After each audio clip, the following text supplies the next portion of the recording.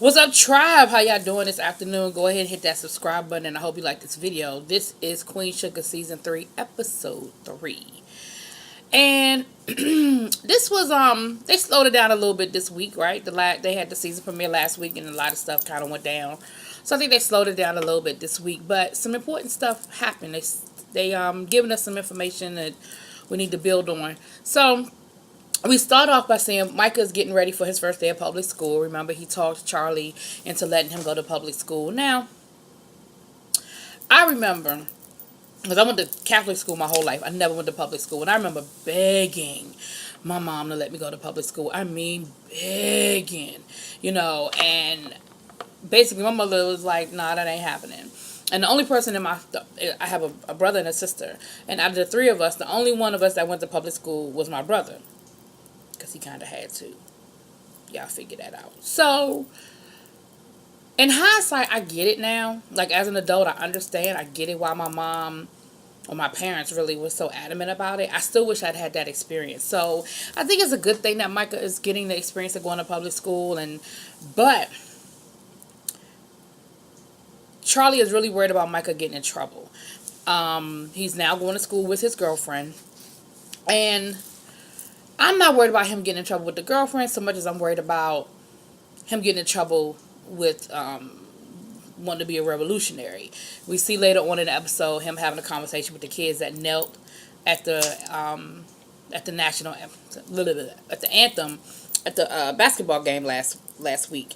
And he is just so in awe of them. He just thinks they're just the greatest thing, and what they did was so great and noble, which it was. Not taking anything away from what they did.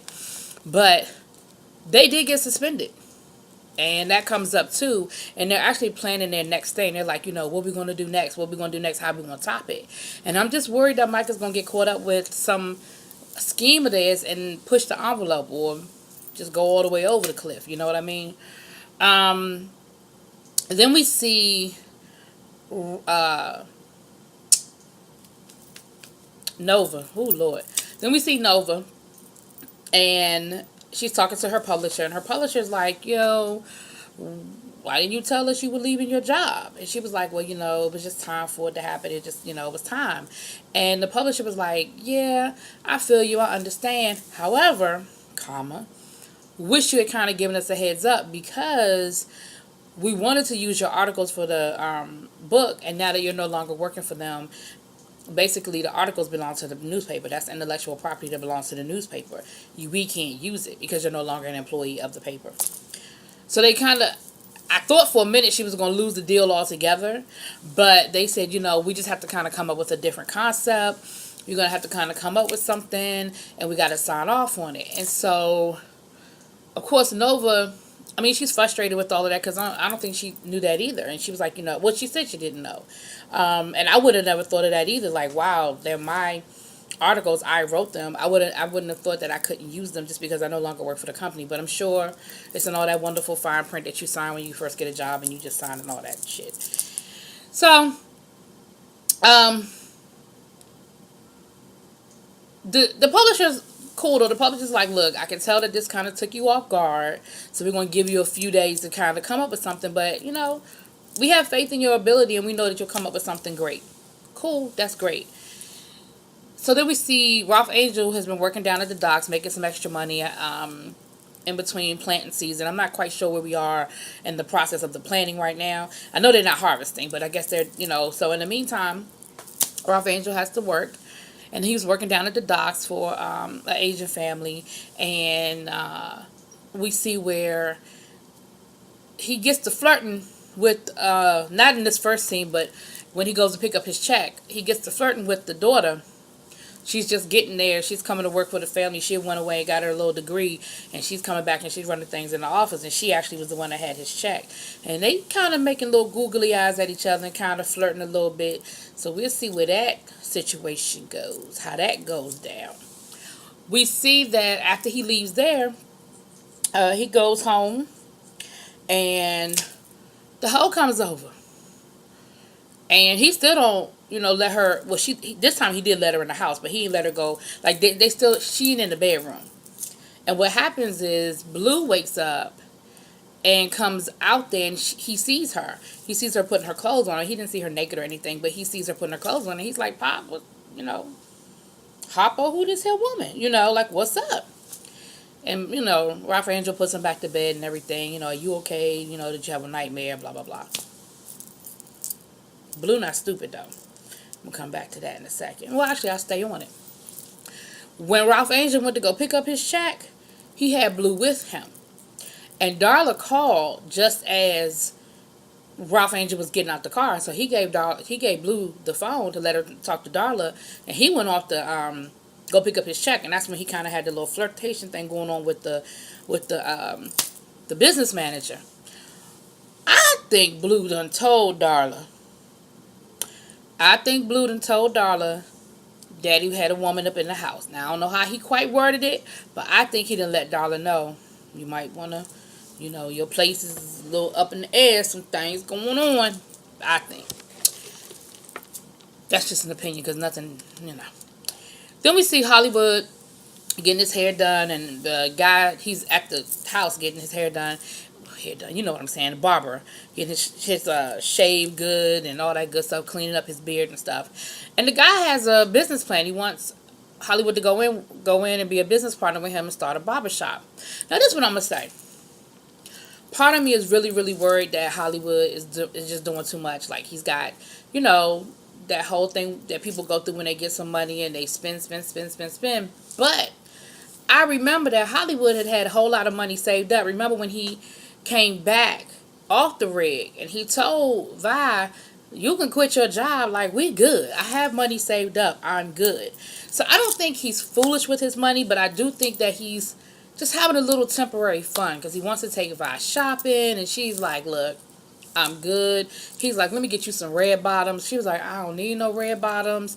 He's talking about going in on the barbershop, and like he told Vi, you don't have to be the only one with the business. You know, I want to be a business owner too. And why not a barbershop? And, you know, Vi's just like, you know, slow down, Hollywood. Like, that money is burning a hole in your pocket. Like, chill out. And Hollywood was like, I got this. Like, I know what you're saying. I hear you, but I got this. I'm good. And I think he is. I do think he wants to burn a little bit of it right now, but I think in the long run, because we still don't know how much it's for. At least if we do, y'all tell me, because I don't remember hearing it. But I think we're good. I'm a little worried though. I still got my side eye on him, but so then we see that Hollywood did get Vi something. He was like, look, I know you don't want me spending no money on you. I get it. I understand. But I got you something.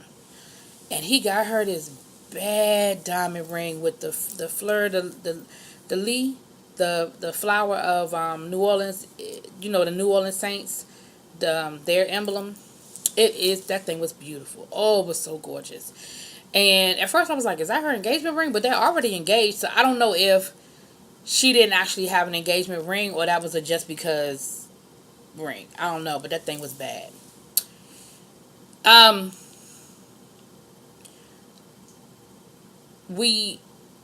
After that we see where Nova, excuse me, I said Nola.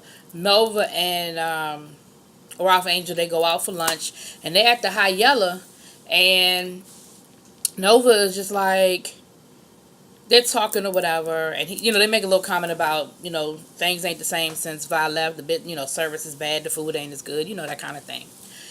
We see where, pause, rewind. We see where Charlie is talking to one of the black farmers, and he's like, look, I'm gonna have to break my agreement. Like, I'm not gonna be able to harvest with you this year. And come to find out, he actually is losing his farm. And he said that his farm he was actually just renting the land from the Landrys. I'm sure some little sharecropping bullshit. And I don't know I wasn't quite clear if the Landrys were calling in their loan or if they were just taking the land back because they needed. Like, I wasn't sure how they lost their farm, but suffice to say they did. It had something to do with the Landrys, and if I didn't quite understand what they were saying, but they were just saying that the Landrys own the land and they've been on their back for a while. I don't know if they couldn't make their rent or I'm not sure. But, Charlie is like, okay, but y'all are some really good farmers, y'all hang in there. I won't charge you. I'm sure there were penalties involved that in the contract that they signed, but they were like, don't worry about it. So we see like that side of the business. But then at the Hyella, one of the farmers comes up to Ralph Angel and it's like, oh my gosh, tell Charlie thank you so much. I love, thank you for what she's doing. She locked in these rates for us, and now we're able to farm our land at a really good profit and not have to worry about all of the other bullshit. And so you kind of see both sides of what's going on. You see the bad situation with the excuse me, with the farmers losing their land to the Landrys, but then you see the good where people are thriving with what Charlie has done. And so you see Ralph, and in that conversation, Ralph Angel actually, because Nova's there, and y'all know she's no dummy.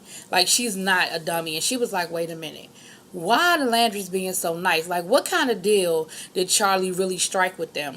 And Ralph Angel was like, well, Charlie's just a good businesswoman. He wasn't really trying to come up off of it at first.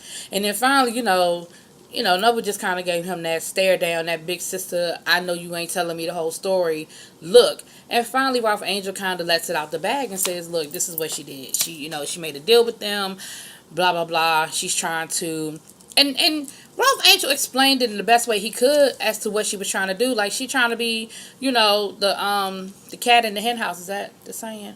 But basically, she trying to come in the back door and rip their business apart and, like, go for what she know. And Nova ain't buying it. She like, that's bullshit. How could she do business with them? That guy, he came after our family. Like, how could she do that? So the next scene we see is them at the table. You see Hollywood, Vi, Nova, Ralph Angel, and Charlie. And Micah is there, but Micah's in the back. And you see Nova telling Vi what Charlie did. That she sold, and Charlie admits what she did. She was like, I sold Queen Sugar for 1%, and that 1% is going to allow me access to the Landry's business so that I can destroy them once and for all. And, Vi was like, but you worked so hard to open up that factory. Like, you won. And she was like, I didn't win. Like, they were going to keep coming after me. Like, look at how I almost lost everything over just a rumor. I didn't do anything wrong. I hadn't wronged any of these farmers. I hadn't lied to them. Yet and still, they were so quick to leave me hanging over a rumor. So what I couldn't do is do that year after year. What I need to do is destroy them once and for all. And Nova is like, you can't win. Like, you're playing their game and you can't win at their game. And Charlie is like, yeah, I can. She was like, not only am I going to win at their game, I'm going to destroy it. Like, yes, I am. Charlie is very confident that her plan will be successful. I'm not so sure it's going to be as easy as she thinks it is. But, so then Hollywood was like, look, I was offered a really good job to work for the Landrys last year, and out of loyalty to this family, I didn't take it. He was like, and I'm not even a borderline. Charlie gonna say, you're right, you're not. Honey, Vi was about to knock shit out of her when she said that. Vi was like, what you not gonna do is come for my man, because he's more of a borderline. Well, he's just as much of a borderline as anybody at this table. You ain't gonna come for my man. And Charlie was like, by that time she mad. She in her feelings. So I don't think she was trying to, she wasn't coming up back off of it, because, Hollywood pissed Hollywood off. You saw his face react off the break. Well, Micah is hearing this whole conversation, and Micah is hearing that she sold the business and she's lying to everybody, and for 1%. And Nova was like, and all you walked away with is 1%. Like, that's all we're worth. And none of them are seeing it from Charlie's perspective. I see what they're saying and I understand their anger, but none of them are seeing it from Charlie's point of view, the fact that this is a businesswoman and this is what she knows how to do. Like, this is how she knows how to fight. And like she said, they were going to keep coming after me. I was going to have to keep dealing with this, and they were going to always have the upper hand if I didn't somehow flip the game on them. But it turns into an argument, and Ralph Angel still got her back. Like, he's still trying to defend her. And Charlie gets up to leave, and she's like, come on, Micah, let's go. And Micah just stands there. Charlie's like, Micah, I said let's go. Micah don't move. So Charlie's like, all right, cool. You want to stay here? Fine. I'm out. And she goes off. So Vi and Hollywood are getting ready to go to his class reunion. They were already dressed to go to the reunion. Vi look good too. Vi got this bad wig on, honey, and she got on her little gold dress. She looks good, y'all. She looks real good. And they get to the party and they meet some of Hollywood's friends, and they come to find out he was a class clown. That don't surprise anybody. And he's showing them pictures of their destination vacation. I mean, and all that good stuff. And he was talking about how they might just forget. They was saying that St. Joe's might be available for their wedding. But you remember St. Joe's was the church that gave her a hard time about using the oven. So, Hollywood was like, nah, St. Joe's ain't going to be big enough for the party we trying to throw.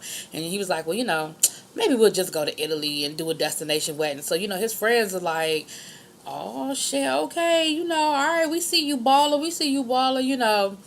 But then we see his high school sweetheart gonna roll up, walk right past Vi, and she looks cute though. She does look cute. Gives him a big old hug, and you see him trying to pull away from the hug when she won't let him go, and he's like, okay, yeah, and he's trying to pull away, and she pulling in, and he finally separates from her, and he turns to Vi. He kind of like, it was 3 months in senior year, it meant nothing, and Vi just kind of looking at him like, yeah, all right. And he gives her a kiss like, you my girl, you the only one for me. But later on in the evening, that's it, honey. That bitch would have got smacked. Anyway, let me tell y'all what happened. But I'd have smacked the shit out of her. It'd have been a skirmish at the high school reunion. But anyway, so the chick comes up and sits at the table, and she's going to say to Vi, I'm so sorry I didn't speak to you when I came up earlier. I believe we met before when I dated Hollywood back in high school. You're his mother, right?